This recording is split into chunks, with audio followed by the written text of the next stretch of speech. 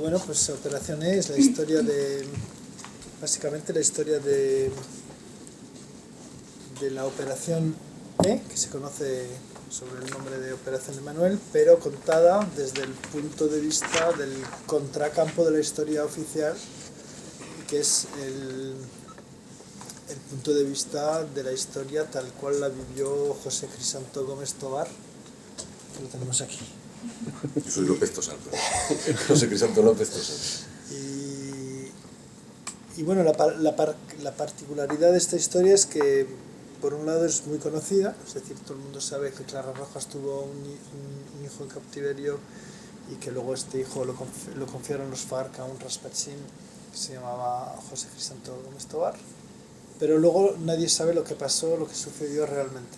Entonces el guión está escrito desde el punto de vista de esta historia que nadie conocía, se supone, realmente antes que nosotros la contemos.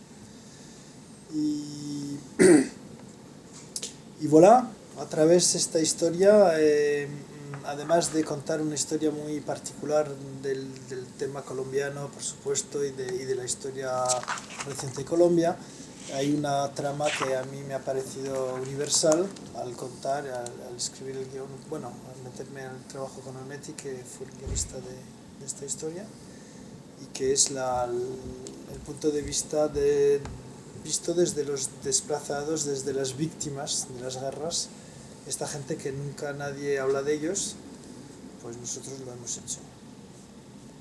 Darles un poco la luz y contar la historia del punto de vista de las víctimas, es decir, desde el punto de vista de que nunca cuentan nunca nadie, porque la verdad es que los que se ponen las medallas no son esta gente, sino los otros.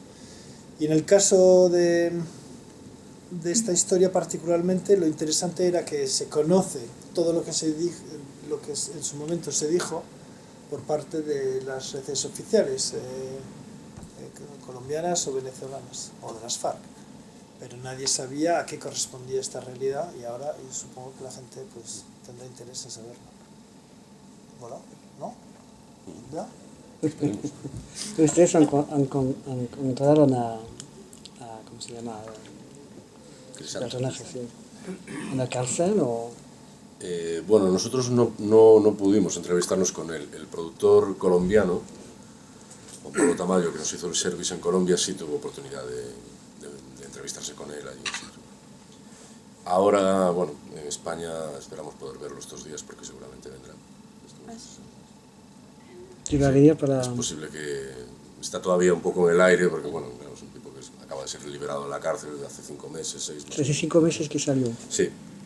Y bueno, se le han estado tramitando todos los papeles, el visado y todo eso. Parece ser que de momento está todo en regla, entonces confiamos en poder verlo la semana que viene y tal, que llegar a España y quizá pueda hacer incluso participar con nosotros en alguna de las presentaciones de la peli. Y será el momento en que, bueno, que ya por fin nos veamos con él. Pero bueno, en su momento sí, Juan Pablo pudo entrevistarse con él para tener un poco el beneplácito suyo con respecto a lo que era el guión, que tuviese oportunidad de leer el guión, de ver qué le parecía y de que fuese en todo momento consciente de la película, de que se estaba contando su historia y todo esto. ¿Y ella sería de la cárcel? ¿Él se encontró con su familia o no? Porque hay ruidos de... Pues la situación actual de Crisanto es que sí está a media reunido con la familia, digamos. Él está a cargo ahora de los niños, de todos los críos, pero realmente él y Liliana están separados. Pero en realidad ya estaban separados antes de que él ingresase en la cárcel, ya había habido un amago ahí de separación. Quiero decir, en la historia real, que la cuenta además en su libro y tal, cuenta que ya tuvieron ahí ya problemas conyugales, bueno, pues, supongo que fruto de la erosión lógica de una historia tan rocambolesca, porque lo que nosotros contamos en la película está contado como una película, intentando ser lo más concisos y lo más cinematográficos posible en ese sentido, pero claro, la historia real es más rocambolesca, quiero decir, giró más veces sobre el mismo lugar y todo esto. Y al fin, cuando se ve que su familia vive en los puentes de Bogotá, ¿esto es real o es un Sí, elemento...? bueno, esto fue una situación que se produjo en ese momento, cuando él fue imputado como acusado de secuestro, de falso testimonio y tal, una serie de cargos más. Ahí pues, bueno, la familia se quedó sin en ningún tipo Bogotá. de recurso. Sí.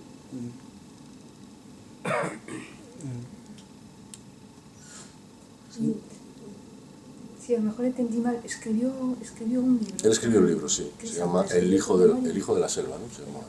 Y cuenta toda su historia. Cuenta así todo, más o menos todo, bueno, un poco de dónde viene él, cómo acabó en la selva, cómo conoció a su mujer, a Liliana, un poco toda la formación de la familia y luego ya concretamente todo el proceso de lo que nosotros contamos en la película. ¿La película se va a estrenar o se va a presentar de algún modo en Colombia? Sí, la idea es estrenarla allí, pero todavía no sabemos muy bien cuándo. Había en primera instancia sí, iba a ser en este enero, pero probablemente no va a poder ser. Probablemente va a tener que ser un poco más tarde. Por lo que nos ha comentado últimamente, como que es muy mala fecha en Colombia para estrenar. Entonces,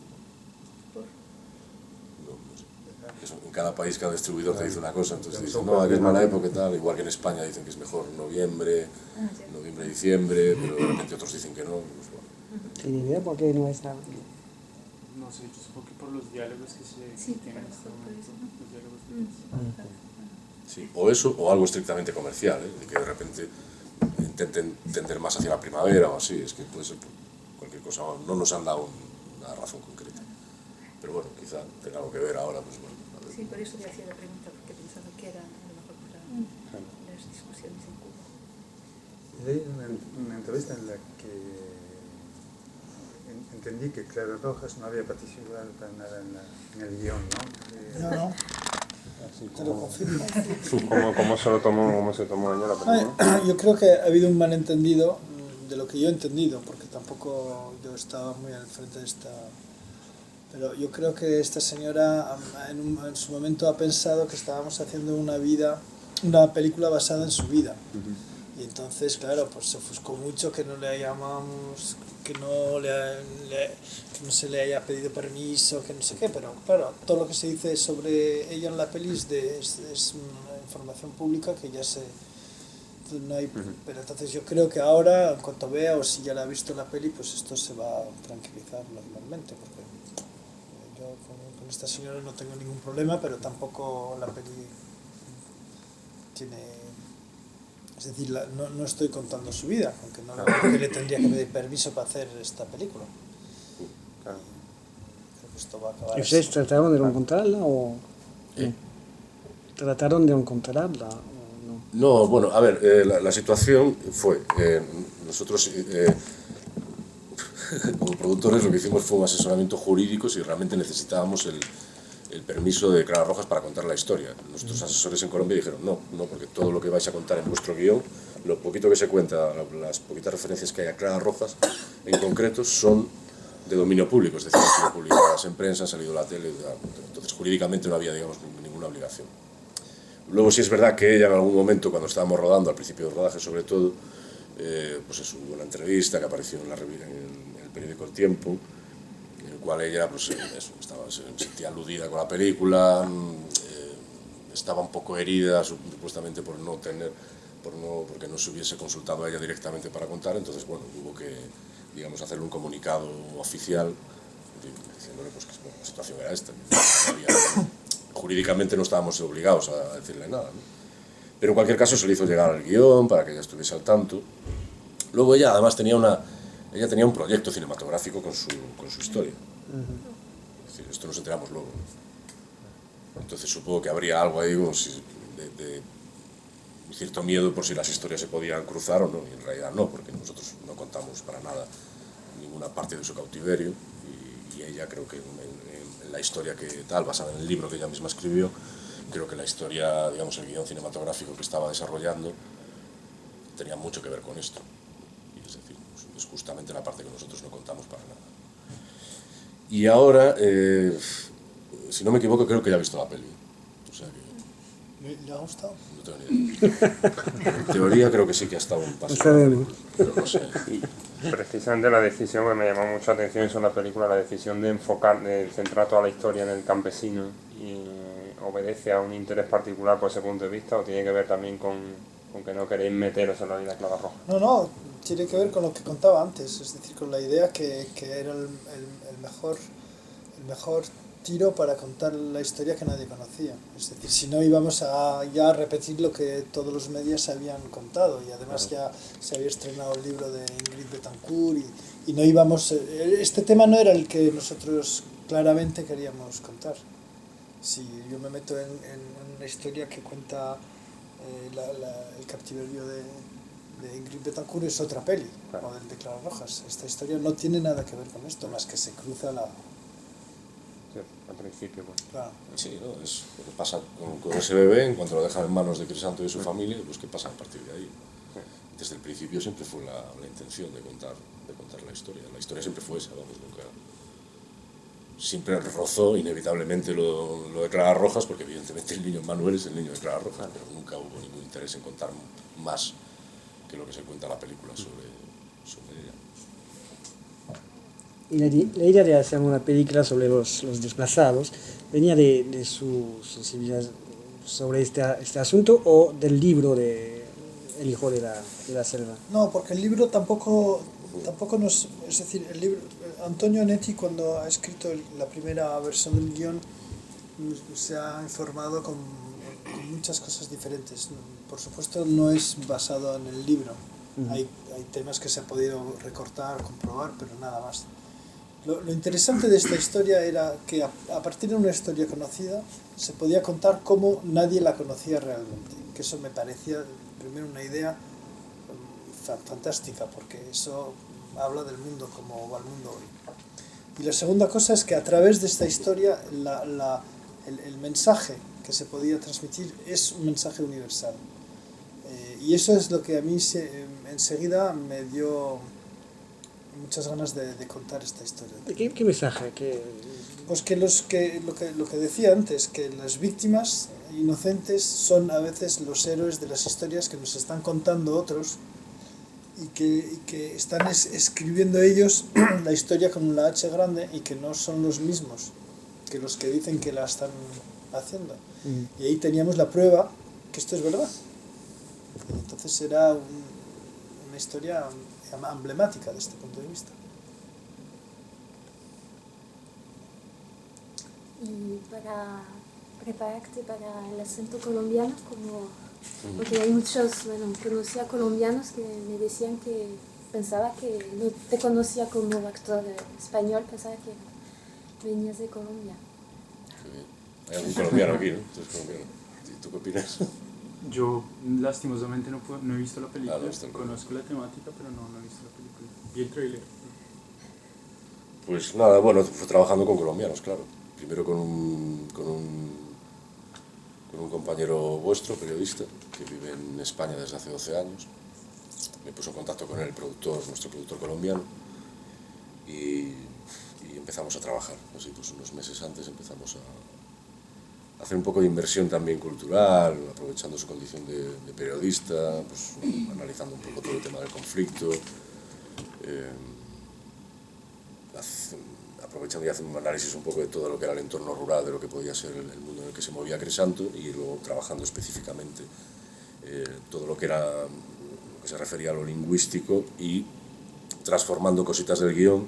El guión estaba, digamos, escrito en un español neutro, un poco panamericano quizá para ubicar, pero luego ya con este primer colaborador, Carlos Carmona, empezamos ya a utilizar modismos colombianos y tal, adaptar un poco más los diálogos, ¿no?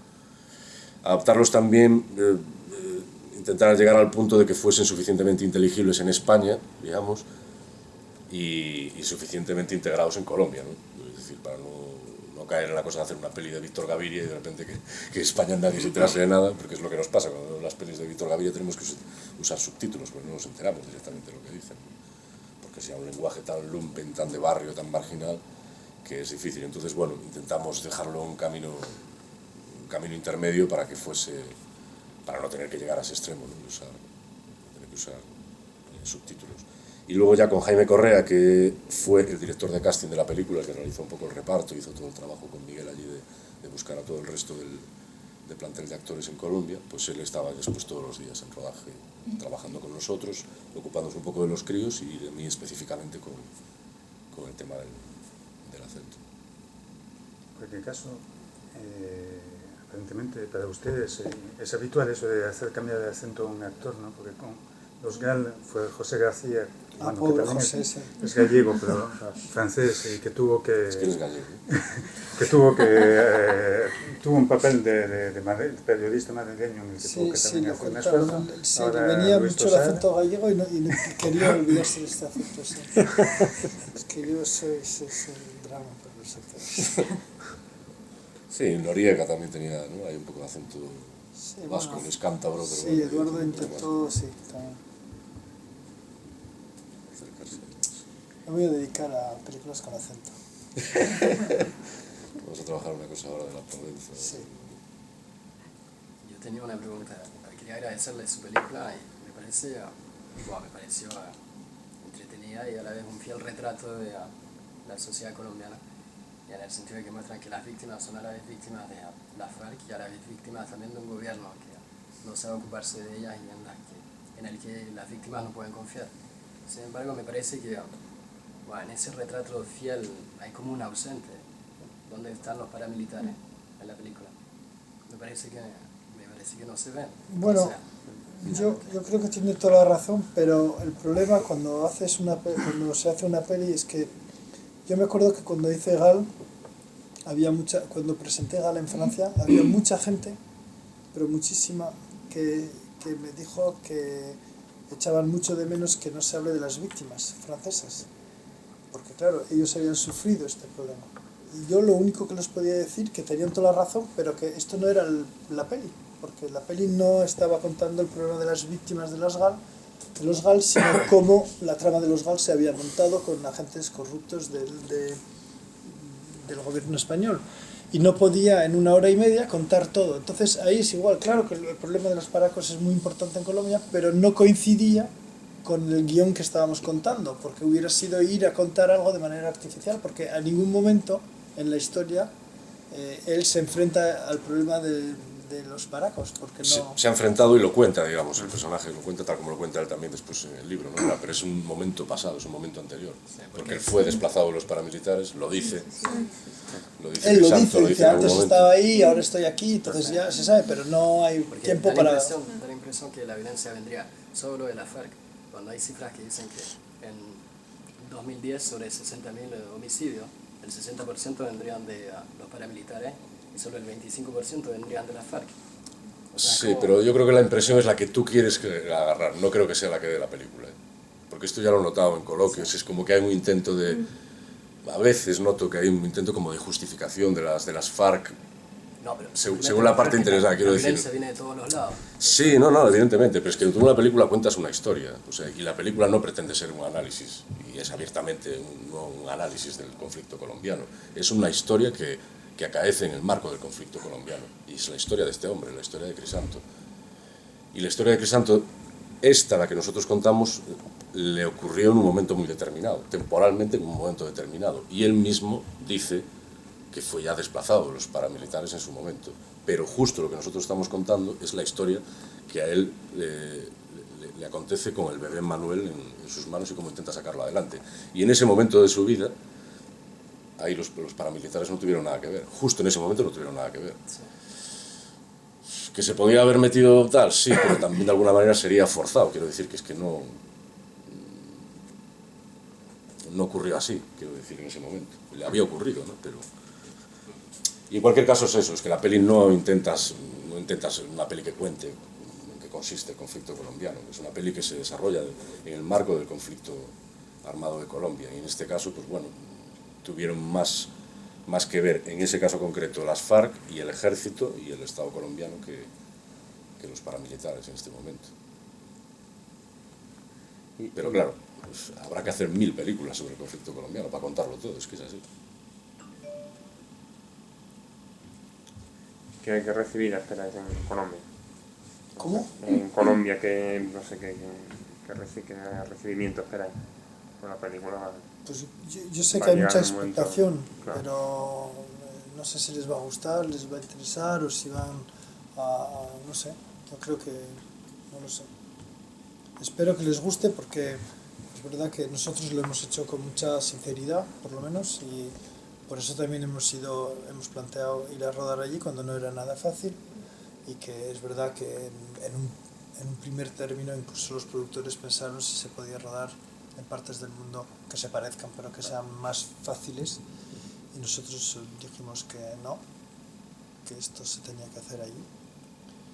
Y bueno, pues espero que esta sinceridad, que a lo mejor tenga algún límite como lo está diciendo pues se transmita.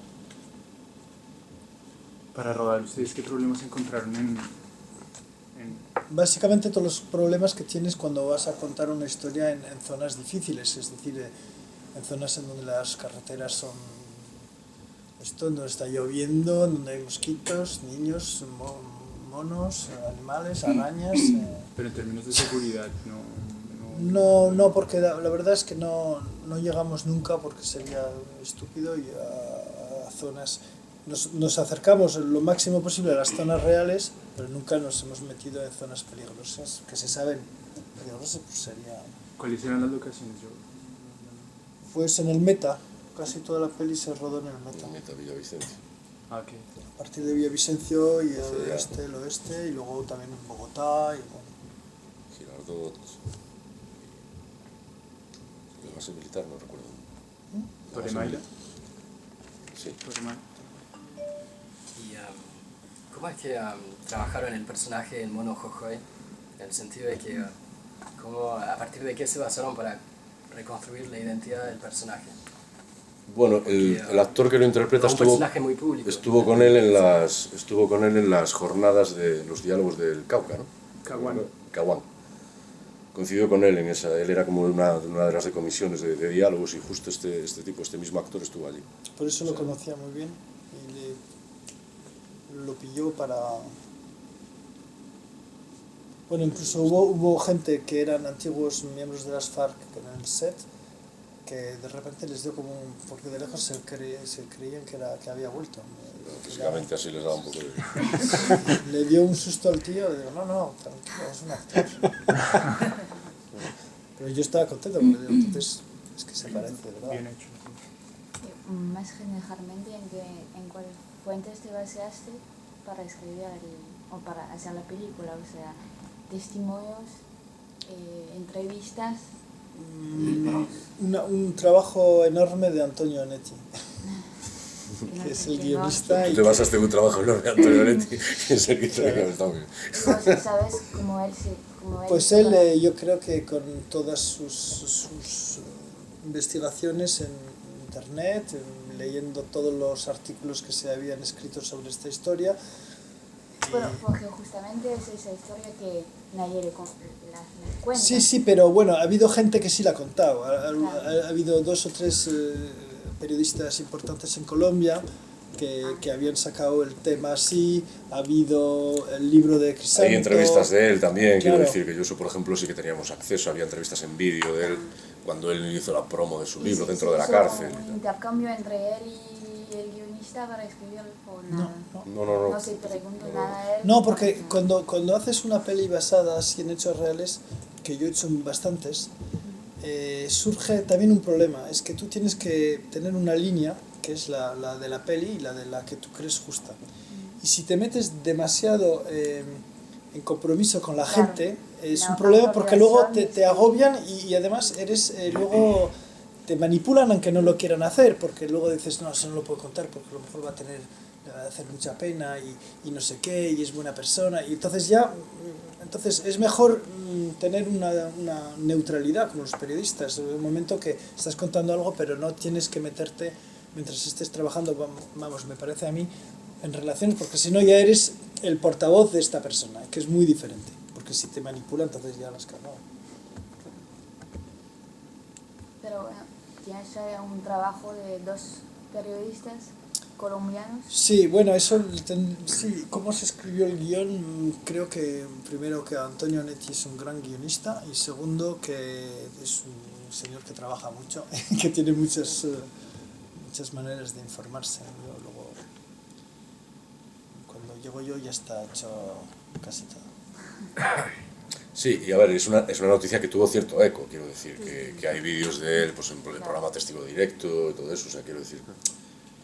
Se sabía bastante. Se sabía de la historia, por supuesto. Lo que pasa es que todo, digamos, todo el entramado, todo el circo mediático que originó la liberación de Clara Rojas y el bebé y todo esto, pues bueno, de alguna manera tapó mucho más esto. Quiero decir, lo que ha trascendido al resto del mundo ha sido básicamente la historia de Clara Rojas, Consuelo González de Perdomo, cuando la liberaron, y el bebé Manuel.